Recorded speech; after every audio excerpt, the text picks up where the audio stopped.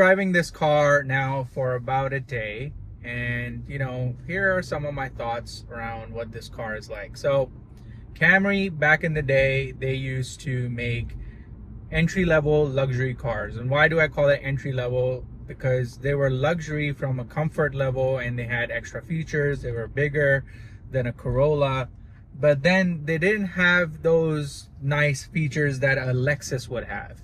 So Camry since then has come a long way. This car has all the bells and whistles, and this is not even top of the line. This is the SE trim with the electric assist, so you don't have to plug it in to charge or anything like that. It's the same platform or similar platform that they use on their Prius, and this is a similar concept that they're using here. This car has the leatherette seats, which this is probably not real leather, but it's good enough. Doesn't have a sunroof, but in the environment I'm in right now, I don't think you need a sunroof. I'm in Vegas right now, and in March it's quite warm. Right now I'm wearing a hoodie because it's a bit earlier in the morning, so there's a little bit of a breeze. Otherwise it's gonna get really warm later in the day, so I don't think you really need a sunroof here. But this trim level, I think, is one of the sweet spot that you can get into. So you get the electric assist, you get the leather seats, you get the black wheel package with this one. So overall, it's a really nice looking car. How does it drive? To be honest, it drives great. It's a smooth drive when you want it to, just cruise along. And when you feel like hitting the gas and you want to go, it will go.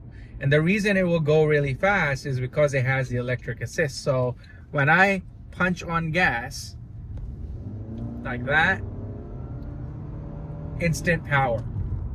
It's not crazy fast like other cars, obviously, but for a Camry, you get that instant power, you get that instant torque, and off you go, you're good to go. From a safety standpoint, you have all the assists in here. You have the lane keep assist, you have all the sensors around you telling you if someone's gonna hit you or you're gonna hit somebody. It has the adaptive cruise control, so you're all set from that standpoint. Now the cabin is way quieter compared to the previous Camry I drove, which was a 2023 model. I drove it in 2023, and it was a rental, and it had similar mileage on it. It has 14,000 miles, and I believe that one had 14,000, somewhere around that.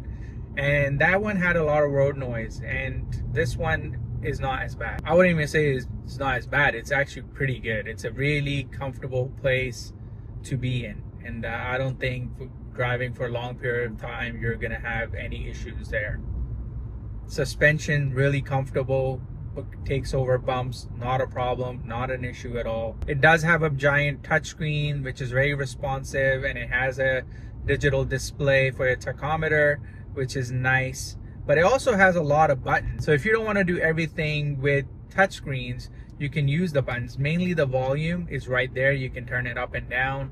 It has all the climate controls that are tactile buttons. It has a lot of buttons on your steering wheel as well to control everything. So when I'm cruising on low speed, it switches to electric mode itself, so it's going quiet. But as soon as you hit the gas a little bit, it switches into the eco mode, where it's using power from the motor and using the electric assist as well. The biggest difference that I would say that we have seen in this Camry are the looks. This car does not look like your average Camry that we used to see in the past. Some of them were rounded, some of them were boxy, but this is the new sleek Toyota design that they're carrying from the new Prius, from the Toyota Corolla, and now coming to the Camry as well. It's really nice. It looks really sporty. It looks really sleek. So it does attract a lot of younger generation, which I think is good for them, because back in the day, only older people used to buy Camrys. But I think this is a real contender for the younger folks. The interior finish is really good. I don't see any crackling noises or anything like that. Everything is really solid. It has this fabric finish, which just looks really good. It has a little bit of piano black. That's pretty much a standard these days. When you're looking for a sporty car, you do see a lot of piano black. I'm okay with it. A lot of people don't like it. Some people love it. I don't mind it. I think it just gives it a nice clean finish. You just got to keep it clean, otherwise you get a lot of fingerprint marks and stuff like that. But other than that, it's a nice place to be. Camry is a contender for the Honda Accord. I have been in the Honda Accord as a passenger. I haven't really driven it. But to be honest, I really like being in this Camry right now. I think Accord is nice, but they have gone for too much minimal design inside. The exterior of the Accord looks like someone for an older person would drive it. You know, the previous version was sportier. In my opinion, more people would have tried that out. I actually know a lot of younger people who ended up buying Honda Accords because of their 2-liter turbo engine and the looks. It had the modern sporty looks that everybody is looking for. There's nothing much really that I don't like about this car except one thing, and as a driver it's something I would enjoy, and that is the instant torque and instant speed you get because of the electric assist.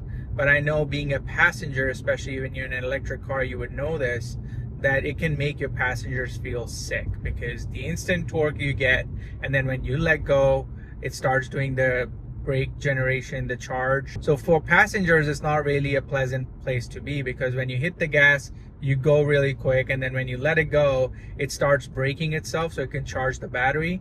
And that constant motion of accelerate and then slowing down, accelerate and slowing down can really make people sick.